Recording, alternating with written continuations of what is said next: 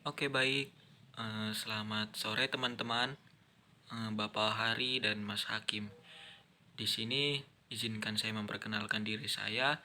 Nama Ari Banjar Nahor, jurusan S1 Manajemen, asal Universitas Negeri Gorontalo, yaitu ingin menjelaskan tugas ekspresi budaya di mata kuliah modul Nusantara.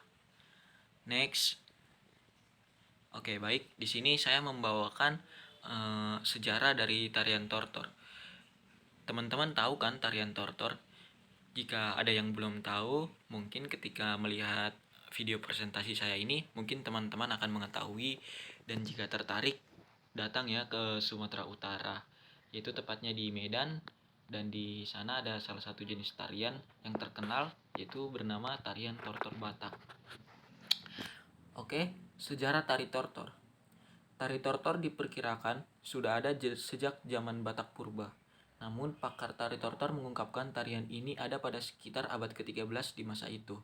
Tari tortor diwujudkan sebagai sebuah persembahan pada roh leluhur, sifatnya sakral dan digunakan dalam upacara-upacara tertentu. Kemudian pada saat agama Kristen masuk di wilayah Silindung, tari tortor dikenal dengan kesenian dan menjadi bagian dari kebudayaan Batak. Iya benar teman-teman. Jadi dulu itu tari tortor itu hanya digunakan sebagai upacara-upacara adat. Seperti adat misalnya ada orang yang meninggal seperti itu, atau ada pernikahan atau perkawinan seperti itu teman-teman. Jadi ketika ada adat-adat seperti itu, tarian tortor ini akan diadakan seperti itu. Tetapi semakin berkembangnya zaman dan masuknya kebudayaan agama Kristen pada saat itu, jadi pada leluhur-leluhur dulu itu membuat pembaruan atau dimodifikasi lagi. Tari tortor itu bukan hanya sebagai untuk adat-adat saja seperti itu. Kita bisa membuat ini sebagai dari menjadi kesenian dan sebagai tempat pariwisata sebagai para turis atau orang-orang yang ingin berkunjung ke Sumatera Utara. Seperti itu teman-teman. Next. Nah, tari tortor bukanlah hanya sebatas tarian semata dengan gerakan yang indah dan ekspresif. Tari ini digunakan sebagai sarana penyampaian batin, baik kepada roh-roh leluhur maupun kepada orang yang dihormati atau tamu-tamu, yang disampaikan dalam bentuk tarian yang menunjukkan rasa hormat. Awalnya, tari tortor dulu hanya dijadikan sebagai ritual atau upacara sakral seperti upacara kematian, ritual penyembuhan, panen, dan beberapa lainnya. Namun, seiring berkembangnya zaman, tari ini mendapat pengaruh kebudayaan Hindu-Buddha, sehingga tari tortor tidak hanya ditampilkan dalam bentuk upacara, tetapi juga sebagai hiburan bagi masyarakat Batak. Nah, benar kan teman-teman? Yang seperti saya sampaikan di slide pertama tadi, tarian tortor itu sudah dimodifikasi karena dulu itu hanya dipakai untuk upacara-upacara seperti kematian, baru pernikahan, ritual penyembuhan, seperti itu.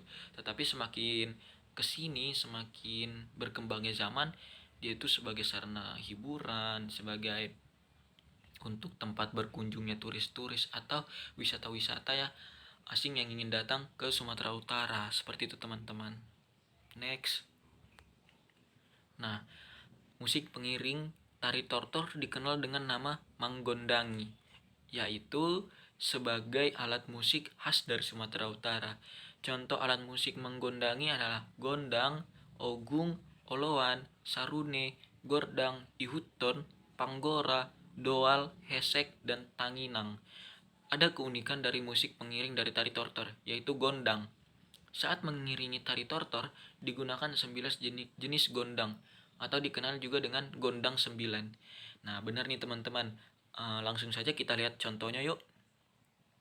Nah, ini adalah contoh dari alat-alat pengiring tari tortor. Jadi seperti yang disampaikan tadi, yaitu ada gondang ke-9. Artinya gendang yang 9 seperti itu teman-teman. Kalau di Jawa sana, di tempat saya, yaitu dinamakan gendang. Nah, ketika di Sumatera ini yaitu dinamakan gondang. Nah, gondang inilah yang dipakai untuk mengiringi tarian tortor. Tarian tortor yang dilakukan oleh masyarakat Batak. Seperti itu teman-teman. Di alat musik yang ketiga ini juga ada yang dinamakan kecapi. Nah, kalau kita lihat di sekarang ini yaitu dinamakan gitar.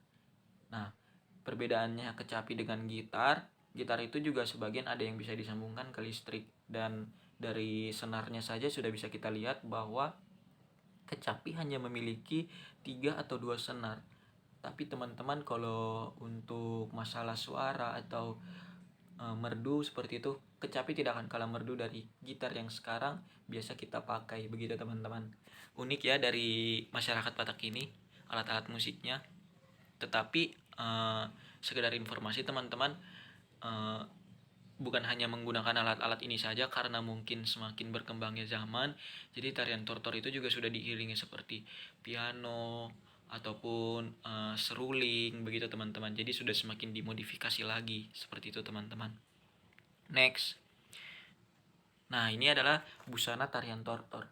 Busana yang digunakan oleh penari tortor adalah mengenakan ulos.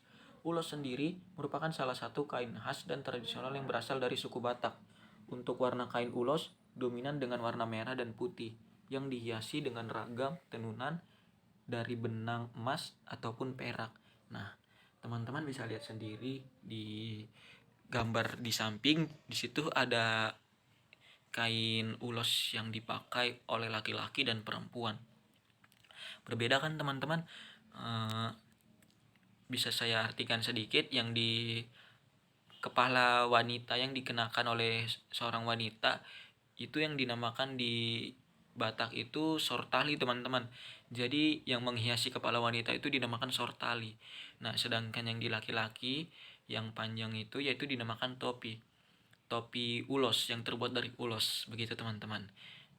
Unik ya, pakaian adat dari Sumatera Utara sana. Kalau nanti teman-teman mau ke sana boleh dicoba kok. Ada di situ di satu tempat yang dinamakan Tomok. Nah, di situ teman-teman bisa datang ke Tomok untuk memakai alat-alat pakaian adat Batak, begitu teman-teman. Gratis loh. Coba saja nanti ya teman-teman. Oke, next. Oh iya, kamu tahu, for your information, si gale-gale adalah sebuah patung kayu yang digunakan dalam pertunjukan tari saat ritual penguburan mayat suku Batak di Pulau Samosir, Sumatera Utara. Si gale-gale berasal dari kata gale, artinya lemah, lesu, dan lunglai. Si gale-gale cukup terkenal di kalangan para turis. Selama menari-nari, patung ini dikendalikan oleh seorang pemain dari belakang mirip boneka marionette, menggunakan tali tersembunyi yang menghubungkan bagian-bagian patung melalui podium kayu berukir tempat berdirinya. Hal ini memungkinkan bagian lengan, kepala, dan tubuhnya digerakkan. Konon, jumlah tali yang menggerakkan si gale-gale sama dengan jumlah urat yang ada di tangan manusia.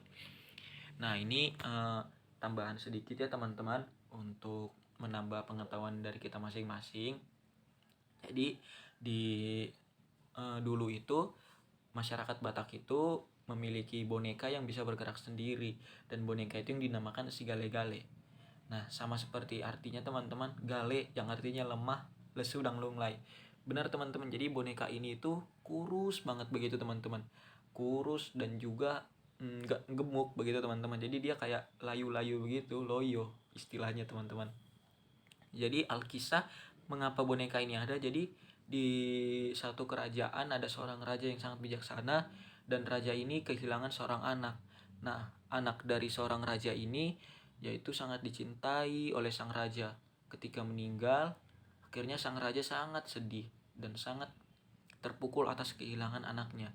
Nah, ketika penggawa kerajaan melihat dan ingin berinisiatif menyenangkan hati sang raja, akhirnya penggawa-penggawa istana tersebut membuat boneka si gale-gale yang ingin mengingatkan kepada sang anak untuk raja tersebut agar tersenyum. Jadi ketika boneka itu menari, sang raja akan selalu ingat kepada sang anak, begitu. Jadi ini juga boneka si gale-gale ini cukup mistis ya teman-teman, karena ketika lagu atau adat daerah Batak itu dinyanyikan, contoh nih teman-teman, kayak Sinanggar Tulo nih teman-teman, saya nyanyikan sedikit ya.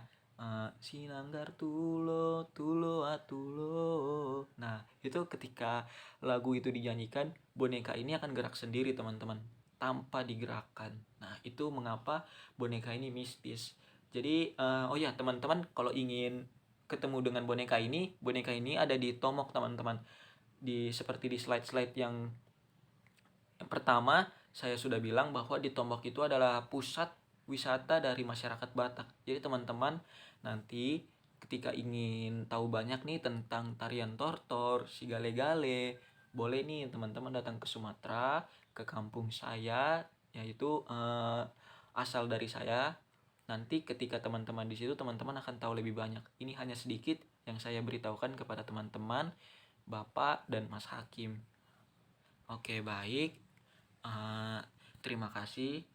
Ini presentasi singkat dari saya. Kurang dan lebihnya saya mohon maaf. Wassalamualaikum warahmatullahi wabarakatuh. Terima kasih.